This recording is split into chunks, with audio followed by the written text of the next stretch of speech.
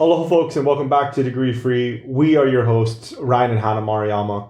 On this podcast, we share fundamentals we've discovered and the mistakes we've made while self-educating, getting work, building businesses, and making money. We'll tell you how to make it happen. No degree needed. Hey, folks. So we actually write a weekly newsletter, and I promise that you want this newsletter. It has really cool stuff in it, and it's something that Ryan and I work on every week where we find really awesome courses. We find really cool job resources. We find companies that are down credentialing their job listings and really interesting degree-free news, and then we put it into a newsletter and we send it out once a week. Now you should run, don't walk, over to degreefree.co/sign up if you want to get that newsletter, and I promise that you do. Yeah, right on. And let's get into today's topic. Today, we are going to be talking about how often should you be applying to jobs, even when you already have a job.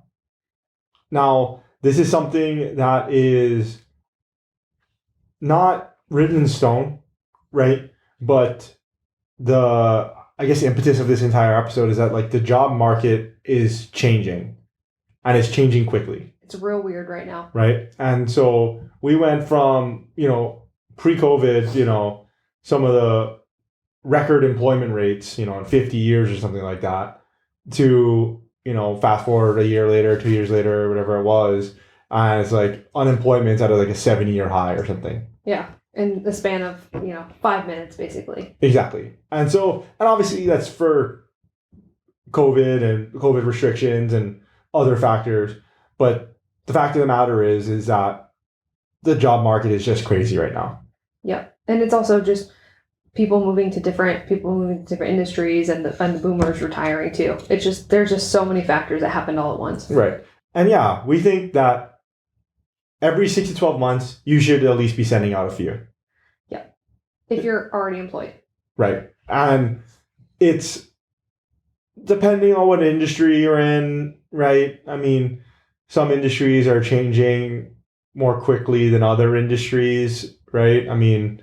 Yeah, if you're in tech, you might want to be doing that every 2 weeks. I don't know. Right, exactly. So if you're in construction and development, license management, maybe every year? Right, I don't know. Yeah, exactly. So it really just depends on the changing landscape of the industry that you're in, right? I mean, if you're in hospitality, right, a lot of places got hammered because of COVID restrictions, because people stopped flying, people stopped visiting. But yeah, so that's one of the first things is going to be, depending on your industry. The one thing that I will say too, if you are applying 6 to 12 months, every 6 to 12 months, sending out a few, just kind of pick a number, right? 10. I think 10 is reasonable, mm-hmm. Right? You don't have to be relentless about the applying as if you need it, right? As if you're about to go homeless because, you don't have a job. Right. You do have a job. Yeah, just send out 10, just see what the feelers are, right? It's way more pleasant to send out resumes when you are employed than when you are unemployed, I will say. That's something, there's a very different feeling to doing that. And I think that sometimes you're going to get better results when you apply, when you know that you don't have to do anything except for apply. You can be a little more objective because you don't need right now. You just kind of want, or maybe you're just curious.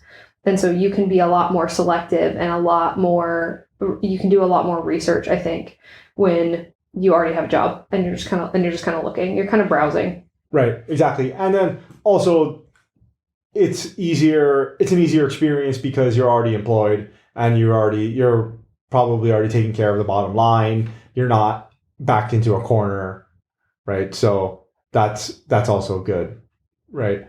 One of the things that we do have to remember that just because you're applying to these jobs, you can go through the whole interview process or not interview, whatever. And if you go through the whole interview process and you get an offer, that doesn't mean you have to take it. No. Even if it is better pay or whatever, right? If you like the company you're at and you don't want to take it, you can always say no. You do what you want to do. Right, exactly. And if you like the job that you're currently at right now and you don't want to apply for any jobs within 6 to 12 months, then don't do that. Do not. Right, exactly. And so But if you do start accepting those offers, one thing that you do have to keep in mind is that it is going to affect your job history, right? So you're going to have a string of places that you worked for 6 to 12 months, and then you jump somewhere else, which depending on the industry you're in, may not really matter. It may not, probably doesn't matter. It really depends, right? But that is something to at least have in the back of your mind. And it's something that's important to you, your job history and how long you've been at jobs. Okay, well then just take that into consideration. But just to kind of concrete this home, because of the changing landscape and because it's hard to price what labor is worth now because the market's so crazy. We know a friend that received 2 promotions within the last 15 months, right? And gets paid a substantial amount more, right? And that just comes from doing exactly this, right? He just applied, right? He was like, well, I'm just gonna look around. Yep. And he applied and he interviewed and he got him. So 15 months ago, he wasn't making nearly as much money as he makes now, right? And good for him for getting out there and doing this. And it's made the difference too. And I'm sure a lot of it is the fact that he was already employed. So it wasn't, that pressure's not on. You can be more picky. You can be more nonchalant too, because when you're unemployed and you're job hunting, it's hard not to tie in other things about yourself to that process too and get, it's hard. It's hard to do that. Whereas if you're already employed and your basic bills are taken care of, you can eat, you have a roof over your head, you can kind of breathe a little bit and you can be a little more strategic about what you're applying for, or a little more selective in that you are interested in this and this, you think you could do it. Yeah. And then also there's got to be something to be said for whether or not right or wrong. And I think it's starting to get better, but there's still stigma out there with seeing a resume and seeing that person hasn't worked in X amount of months. That's going away, I feel, with COVID, right? Because a lot of people now have giant gaps in their resume through no fault of their own. Right, exactly, right? Through restrictions and shutdowns, or they felt like they weren't safe at work, or whatever. You know what I mean? Whatever it was. Whatever it is. There's family stuff. They had to go. They had to move. It right, was just exactly. So much stuff happened. So it's a lot more explainable now, right? It's a lot more justifiable, even though you should a ton of people have gaps. Right, exactly. But rightly or wrongly, it does still happen. People look at you and say, well, why do you have this gap? Like, why are you not employed right now?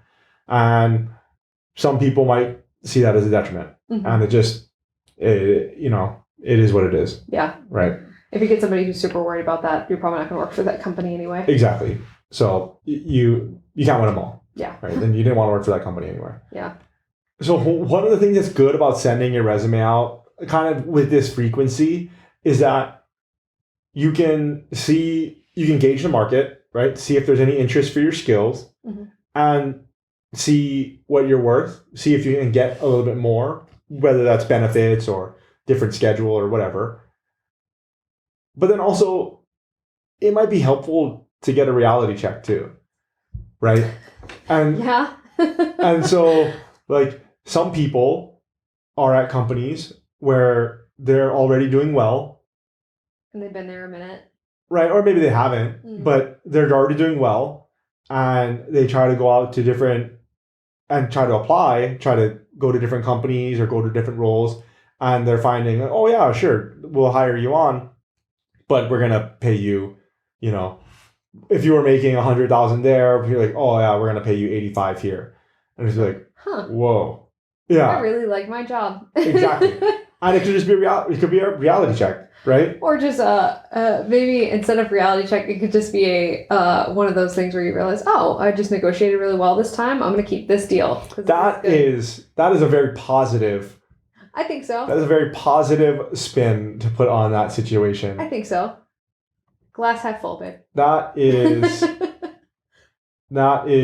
good. That's what I would think to myself. I'd be like, I I must have done a good job. I should think like that more often. Okay, so yes, you could absolutely think about it like that. Whereas this time you've negotiated well. Very true. Mhm. Very true. Or you could think of it as a reality check and think, hey, I got it. I got it great. Right. Pick your poison, folks. Right. All right, so there's a few reasons that you might want to look for a new job, and you might want to be sending your resume out to see what you can get on the open market. Obviously, number one is going to be higher pay. Two is going to be more competitive benefits, and benefits is an overarching word. This could mean you want 100% of medical covered. This could mean you want a better schedule. This could mean you want more PTO hours. This could mean anything about the benefits, both paid by the company and just intrinsic to the company. This could also just mean you're looking for more career opportunities. Like you want to work for a company where they actively promote from within, where they're really aggressive about their education, about their education of their employees. Or you just like the trajectory of the company and you want to go into that industry and grow with it. Or number four would be you just don't like your boss or your coworkers or your team or something about the culture of the company that you're currently at. Those are all valid reasons to want to look and see what else is out there, to see what you can find that might suit you better. Then now, with the way, as we talked about earlier in this episode, the market is really weird right now. It's very strange, and it's one of those, but the side effect of it being really strange is that it's also, I feel, the most employee empowering job market that we've ever had. Like I feel like the workers have the most power that they ever have, and especially in certain industries, you definitely have more leverage than you have, and people of our age as well, people in the millennial age bracket have more leverage because there's a bunch of retirees. And so now those jobs need to be filled. Knowing where you stand as far as, where the labor market's at, how you're valued in it because of the fact that you're in the labor market when other people are leaving the labor market, and then understanding where your skills square up with what people need right now it's a really good thing for you to put feelers out and just see what's going on around you, because this might be a closing. We don't know how long this lopsided job market's going to last. So while you can, go ahead and feel out what's there.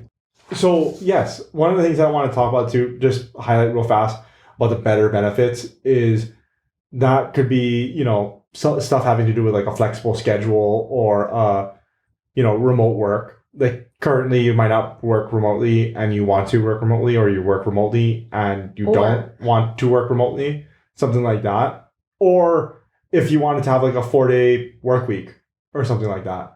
Right. Those are all types of, or if you needed more health insurance, something like that, fringe benefits too. Mm-hmm. The list goes on, but just kind of let your imagination kind of mull over what your current benefits package is, whether that's comp or whatever it is valuable to you, and see where you can improve. Mm-hmm. That's great advice, because a lot of people don't think about those other things. Like the scheduling is a big one. But now, especially, as there is a big push from older companies and larger companies to make their employees go back to work, especially tech workers, which is a risky move, I think, right now, because I think that they don't realize that a lot of tech workers are just going to quit and they're going to go somewhere else because they're going to just find somewhere that will give them that. So if you fall into that demographic, that's a good thing to keep in mind. If you're starting to hear whispers and starting to get nudges to go back into the office and you do not want to, go figure out what your other options are, because you might need to know. Yeah, definitely. And the last thing that we kind of wanted to talk about are just some things that don't really necessarily have to do with putting your resume out there, but more about like the execution of it and how you feel. So a lot of people feel guilty over trying to find a new job while they have a job that they are currently at and that has quote unquote like been good to them, maybe. Or maybe they haven't been good to them, but just because they have it, they feel bad about putting their resume out there and seeing what else is out there. Yeah, that's definitely a very real thing. A lot of people do feel guilty about that. I think to I think a lot of women really feel guilty about that too. I know that sounds like that sounds a little sexist, but I do think women tend to feel that a little bit more, like that pull to stay and, oh, well, they did such and such for you, especially if at some point went on maternity leave or something. That's another one. After you come back, sometimes people might want to find a new job, but they feel like they owe something to the company, even though that was part of their included benefits. Yeah, so I guess the key is to basically, I know it's difficult to just say it, but especially if you're one of these people, but like, don't feel guilty. You don't owe the company anything. I mean, in vast majority of the cases, I mean, maybe you do. Unless you really owe them money, I guess. Right, or maybe you owe them money, or you feel like some other sense of stewardship to stay. Maybe you work at a small company which is fine. And this, the owner or the manager really helped you out in a tough spot in life, and okay, that, then we're not talking to you, right? Sure, if that's where you want to stay, then perfect, stay there. If you're happy there, awesome. Yeah.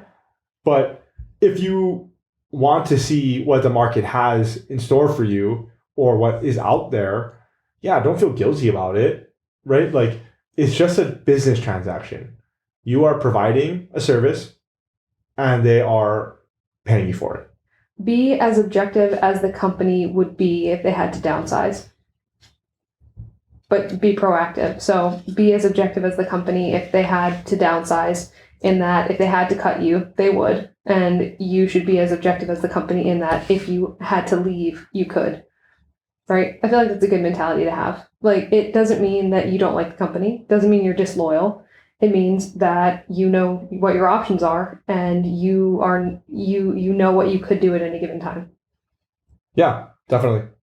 And I think the last thing that we wanted to talk about is going to be like, should we do this kind of stealth or not stealthy? So what I mean by that is, like, should you post your resume on job boards, like discuss this with your coworkers, like post on LinkedIn that you're looking for a new job. Exactly. Those open to work. Those kinds of things. And like, I think the most important thing that's gonna be the factor here is going to be the company culture, right? Mm-hmm. Like, some companies are going to be okay with it, right? Some companies want you to go out there and they want to have you know what you're worth out on the market, right?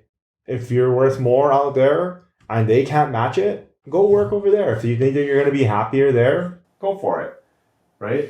That's fine. Okay. Most companies are not like that. That's going to be a negative ghostwriter. Yeah. If you are in one of those companies, that's awesome. That's great. I hope that you can have all the conversations with your coworkers and your boss about how you have 10 resumes out there and you're looking for a job. That's great. Most companies aren't like that.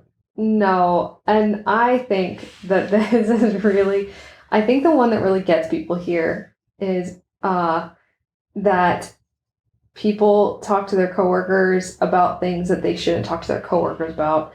I think if you were going to tell someone, maybe your boss would be the only one, I would definitely not tell a coworker. That to me seems really unwise.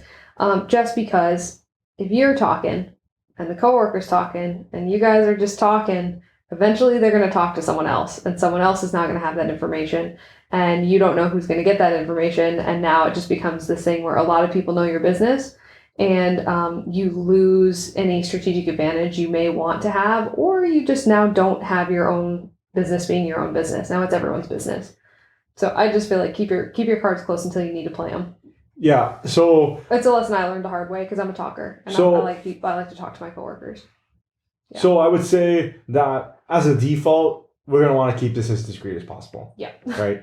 And so, maybe, during this time, you're definitely going to be updating your LinkedIn, right? You're going to make sure that it's has the keywords that you need to have and it has the current jobs and responsibilities that you're currently doing, all that.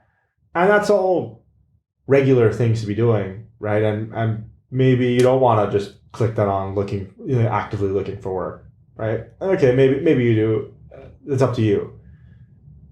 But yeah, talking to the coworkers I don't know about how I feel about that either, right? Or like one of the things too is like asking for your current boss or your current coworkers to be references, right? Like I think generally speaking, if you haven't told them, definitely don't put them on as references, No. right? Just like, be considerate of them too, because they're gonna be very surprised by that. yeah, exactly. Yeah. And they'll be like, It's kinda wait, rude. yeah, exactly. It's like sending an uninvited guest over to knock on someone's door. Right. So, you know, you can put the references for your last job on there, right? That you left already. All right, so I have a theoretical question. So let's say you are on a call let's say you work remotely, and you're on a call with your boss, and they say, I have a friend who works as a recruiter at X company, and they have your application they just received your application. And that's all they say. What do you do? Well, that's super specific. Like if they're like, yeah, you just like I have a friend at Acme Corp. Or they saw on your LinkedIn that you applied for something like that. Right. But I'm saying like if it happened to that question, like if they said I have a friend that's a recruiter at Acme Corporation That just got your resume, and you did just put your resume through to Acme Corporation, then like you really don't have a alternative, right? Like it's just come clean. Yeah. Right? Like the jig's up. You know, it's like, all right. If it's something softer, if it's like, you know, oh, I heard you're throwing your resumes out. I don't know. I feel like the jig's still up, right? I mean, what is the goal of this conversation that this manager or this coworker is trying to get out of you, right? I mean, what's the point of this? Mm-hmm. And at that point, if they obviously care whether or not this is fact or fiction, at that point I'd be like, yeah, I'm throwing it out there. I'm not sure if I'm leaving. I just wanted to see what else is out there. Okay. I think along those lines, that's what I would say. I would say I apply regularly for other jobs to know what my value is on the market. Yeah, exactly. And make it a standard matter of practice. And if you wanted to go a step further, you could say, yeah, I send out 3 to 4 resumes a month so that I know what my value is on the market. Do you do that? Yeah, right, exactly. Do you want help? Right, exactly. You know, and not in any kind of way, but just not only go, yeah, of course I did. You know, I like what you said there about like this is standardizing it, because then it's just like a thing. Eventually, it'll just become a thing that you do. Right. Assuming that they don't fire you. Right. For doing that. They are not going to. I seriously doubt that. If you had somebody that fired you for doing that, you should probably be leaving anyway. Right. You don't want to work there anyway. Well, people are crazy. Yeah. You can inform the current company that you're working for about the job hunt when you've secured an offer that you're going to take. Mm-hmm. Right. Or that you are like, then you secured an offer. And they might match it. Right. Like they might match it. They'll be like, oh. I'd be really careful doing that intentionally. If you're trying to play chess with a company, I would be very careful going out to get an offer that you have no intention of following through with, or that you don't actually want to take, and then taking it back to your company in an effort to make more money. Because I think that you may get your way the first time, but I think you lose a lot of leverage in other ways. That's my opinion. So yeah, that's pretty much the episode. As far as how often you should be applying, just pick a number. 10 is a nice round number. Every 6 to 12 months, try to send out 10 resumes, send out 10 applications. Just see what you get back, right? The job market is crazy right now, and it's ever changing. It's good to see what you're worth. Mm-hmm. Definitely would recommend doing that, just so you always know where you stand. Yeah, definitely. And thanks so much for listening, guys. If you guys like this episode, please subscribe. If you guys want to help out the podcast, the best way that you can do that is by leaving us an honest review anywhere you get your podcast. Oh, and before you leave, if you want to get more information about degree-free, and by that I mean degree-free job ideas, companies that are down credentialing their listings, tips, resources, courses that Ryan and I have found helpful, then you're going to want to run over to degreefree.co/sign up, and you will get our free newsletter delivered to your inbox once a week. Yeah, and that's pretty much it, guys. Until next time, aloha.